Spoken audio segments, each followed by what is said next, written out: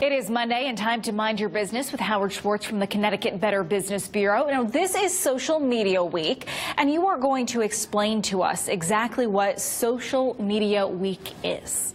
Well, Social Media Week is an opportunity for us to think about what we can do with it, some of the things we should not be doing with it, and also how social media benefits not only individuals but businesses as well. So I think this is something, and Amanda, not everybody's inclined. Right. Talk to me a little bit about that. Not everybody loves social media. No, not necessarily. And we're talking about things like Twitter and Facebook and Reddit, LinkedIn. They're great tools. But the thing is, there's also the privacy that's involved. And sometimes we overshare, so we're really the authors of our own problems sometimes. How do businesses in particular really leverage social media?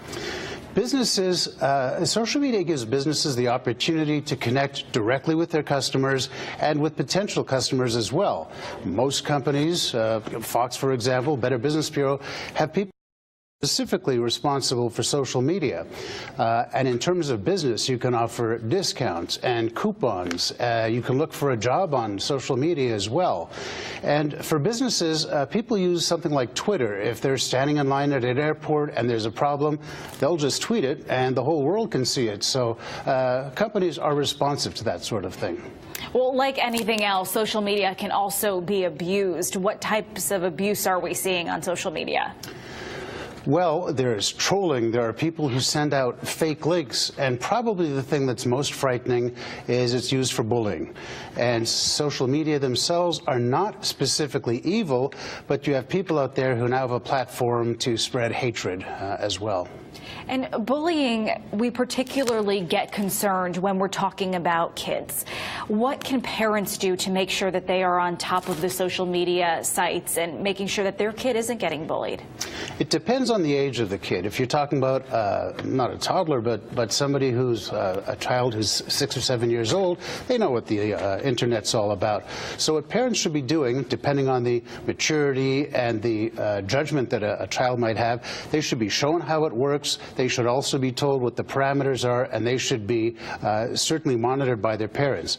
Older kids, parents should tell them don't overshare and keep it clean, because we know that once something's on the internet, it does not go away. Well, we talked a little bit already about what the message is for Social Media Week. It's really to raise awareness in different contexts. Do you have anything else that Social Media Week is hoping to accomplish? Well, Social Media Week is an opportunity to find out, for those who don't have a profile, is it worth it? What can I get out of it? And what are people in my family doing? It's very helpful, for example, if you have parents, elderly relatives, to stay in touch every day to make sure that everything's okay with them. Yeah, and I want to talk a little bit more and have you explain that, the different benefits that really are the reasons that families should get on board with social media. You had them listed for us, and one of them that you said was just bring families and friends closer together. That's right. That can be a good thing or a bad thing, depending depending on the family. Exactly. And the friends. I mean, sometimes you'll speak to people you haven't seen in 30 years from school. Some of them you want to hear from, some you won't. And it's not being mean. It's a question of who do you want to keep in touch with. What about making communications a little bit more personal? It's more personal if you're doing something, for example, that is a cause of yours. You can share your thoughts and with others, and it's kind of a window into people's brains and how they think. Everybody loves this next tip: saving money when you're shopping. Oh, you bet. Social media sites from well-known retailers and local businesses, you can get things like discounts, and you can find out about special sales that you might otherwise not find out about. And the entertainment value is there as well.